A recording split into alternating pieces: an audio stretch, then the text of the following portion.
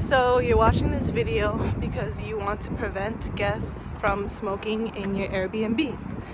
And yes, it is natural lighting right now. No filter.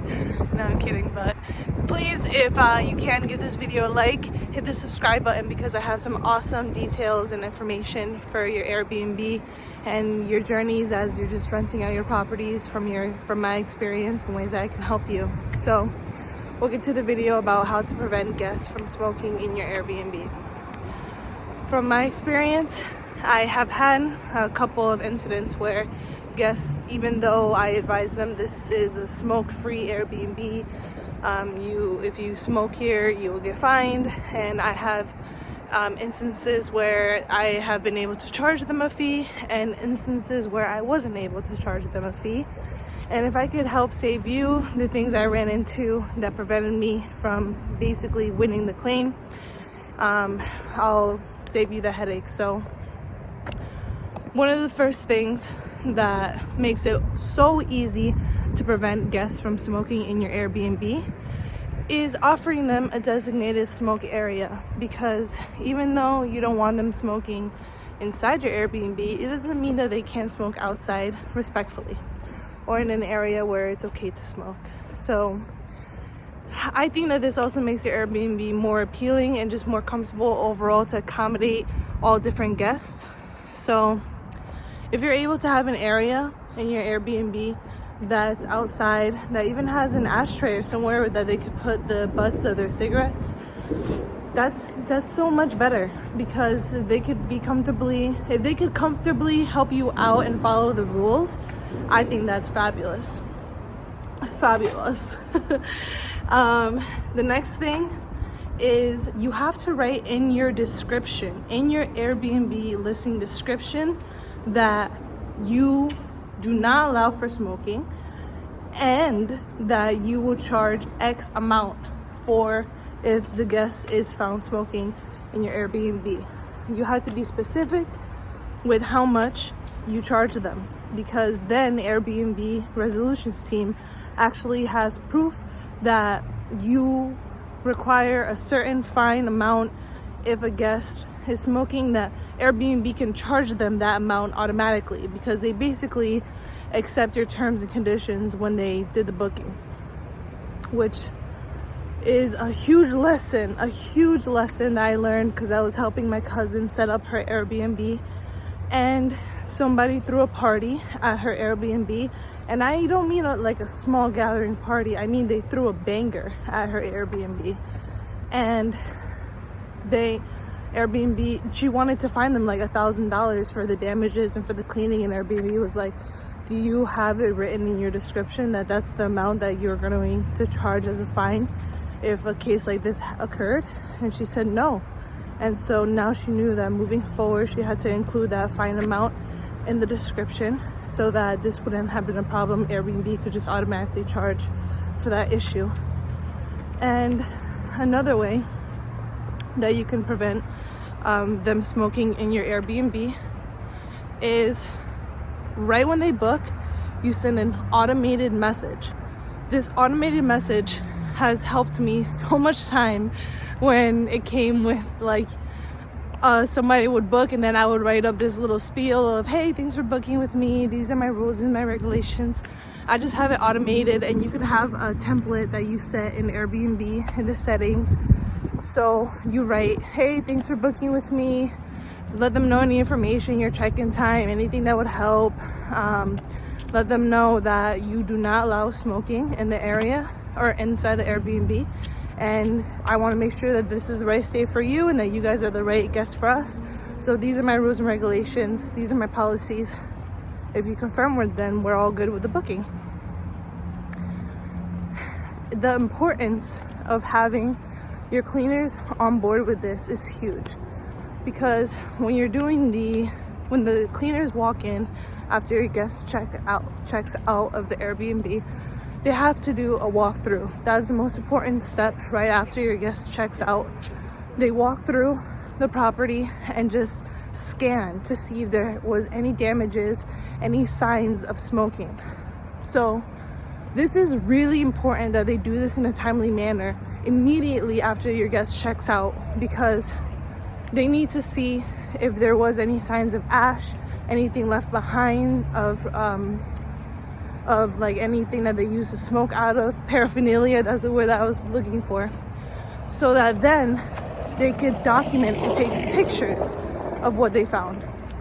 Because if you don't have any documentation for the claim that you're going to be filing with Airbnb, then you have less of a case.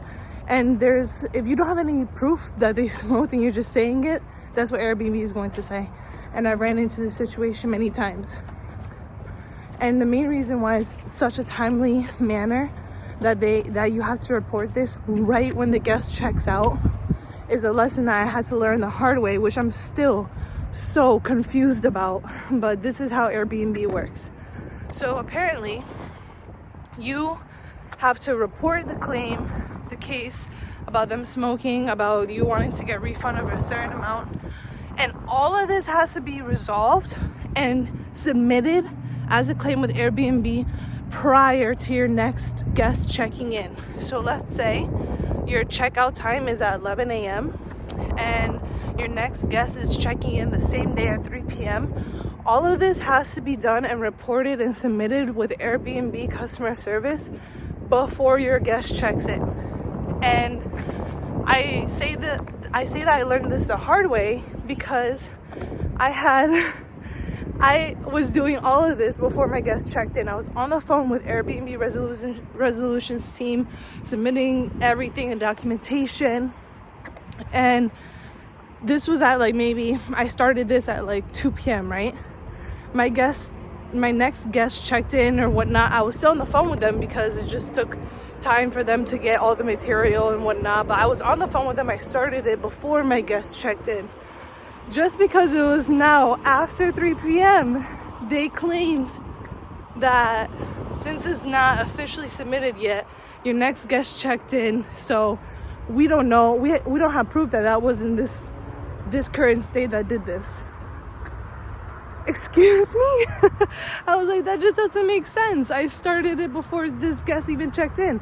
Obviously, this was from the current state I called initially about. It doesn't even make sense. And they're like, that's just how it works. I don't know if anyone else has been through that situation before, but that was so frustrating to be in.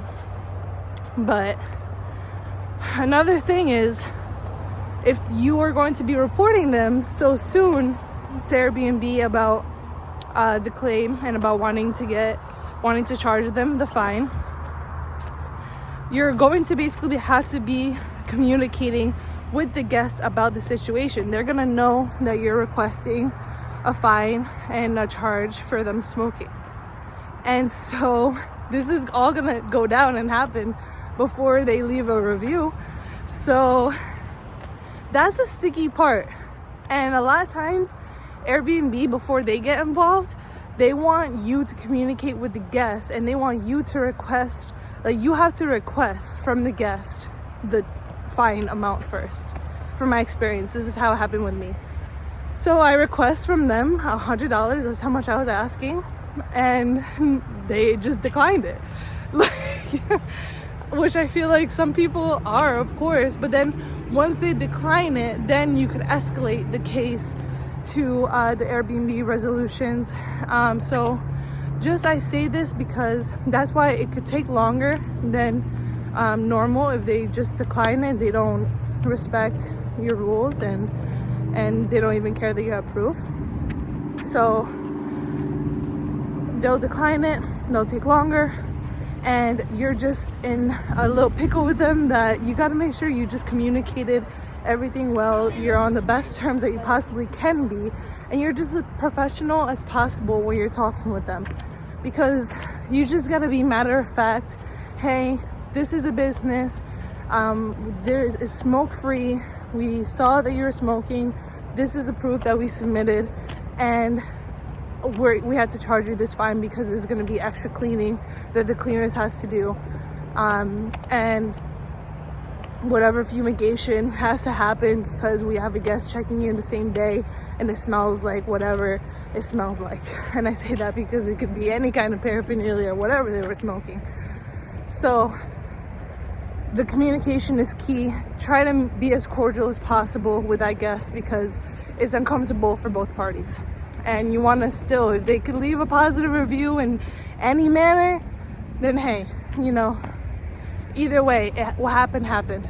So that's huge. But I hope that all of this helped with ways that you can prevent or you can handle for when a guest does smoke on your property. I know it's frustrating, but remember, you gotta accommodate to all groups of people that are coming to stay, and it's not always gonna go in your favor, but it's about how you react. So I hope you enjoyed this walk with me, everybody, my nice sweaty walk.